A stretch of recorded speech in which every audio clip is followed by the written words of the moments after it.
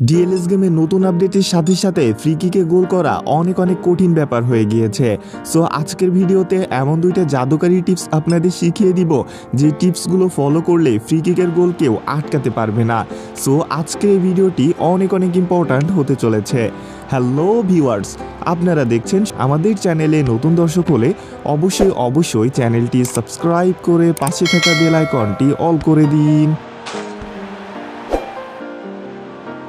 আপনার প্লেয়ারটা যদি বাম পায়ে প্লেয়ার হয় তাহলে বলের কার্চার এবং প্লেয়ার দেওয়ালে কতজন প্লেয়ার রয়েছে সেটা আগে নিশ্চিত করুন।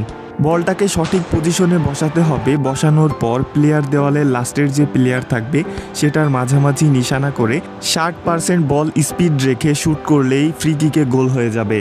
আপনি টার্নিং গ্রাউন্ডে বেশি প্র্যাকটিসের মাধ্যমে এই গোলটা কিন্তু আরও সহজে করতে পারেন। সো আপনাকে অবশ্যই বেশি প্র্যাকটিস করতে হবে।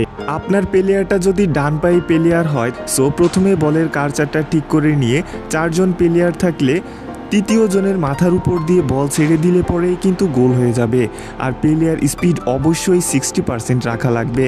সো এখানে 3 জন প্লেয়ার থাকলে মাঝের জন প্লেয়ারের মাঝামাঝিতে আপনি বল শ্যুট করলেই কিন্তু গোল হয়ে যাবে। সেক্ষেত্রেও আপনার 60% বলের স্পিড রাখা লাগবে। আপনারা যদি স্টেপ 1 কাজে লাগাতে না পারেন তাহলে স্টেপ 2 আপনার জন্য খুবই গুরুত্বপূর্ণ হতে চলেছে। কারণ স্টেপ 2তে আপনি কিন্তু ডাইরেক্টলি ফ্রি কিকে গোল করতে পারবেন। সো ডাইরেক্টলি ফ্রি কিকে গোল করার জন্য আপনার প্লেয়ার যখন আপনাকে পাস করবে তখন যত দ্রুত সম্ভব লম্বা শুট দিয়ে আপনাকে গোল করতে হবে।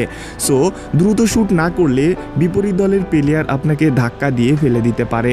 তাই অবশ্যই আপনি যত দ্রুত সম্ভব গোল করার চেষ্টা করবেন।